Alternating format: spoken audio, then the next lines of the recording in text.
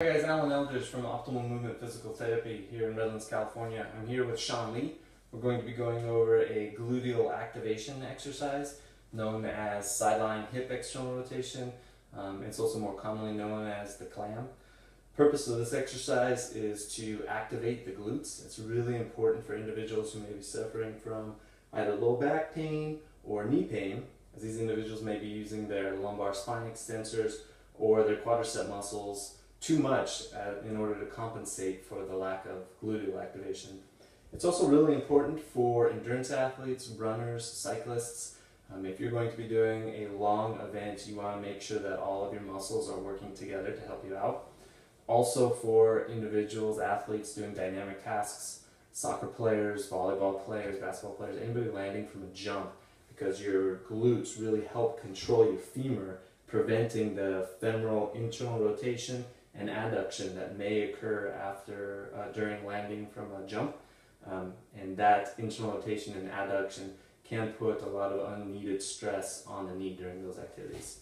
So we're going to have Sean lie down on his side as we go over the exercise.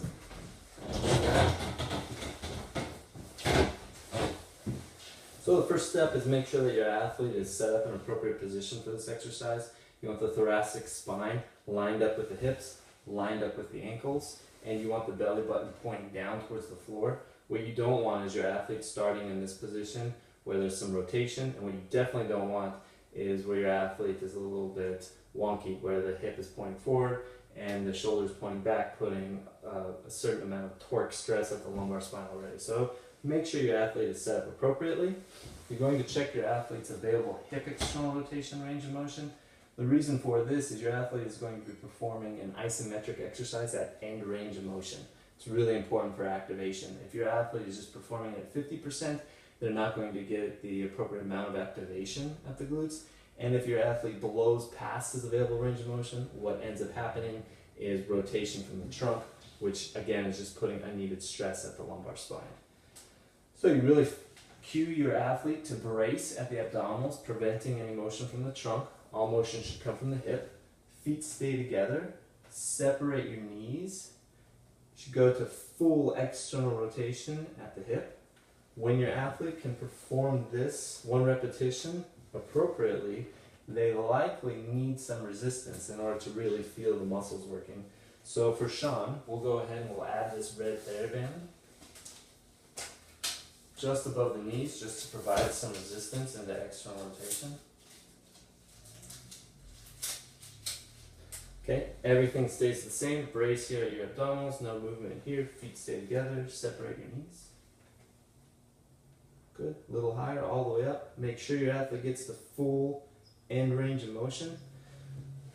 The dosage here is the athlete should be able to perform 3 sets of a minute with a high enough resistance band. The athlete also really needs to feel the glutes working, so make sure to check in with your athlete and make sure that they are feeling it at the appropriate spot. If they're not feeling it in their glutes, then this exercise is not being done correctly. There are some things that you can do to help them feel their glutes work. When your athlete can do 3 sets of a minute of this exercise, they need to be progressed on to a more challenging position, likely a closed chain position. And when the athlete can activate in closed chain isometrically, we'll move on to more dynamic tasks like squats and lunges. And the final step is activating, recruiting, and utilizing your glutes during your activity, whether that's running or cycling or playing soccer, so that you're using all muscles appropriately and correctly in a team.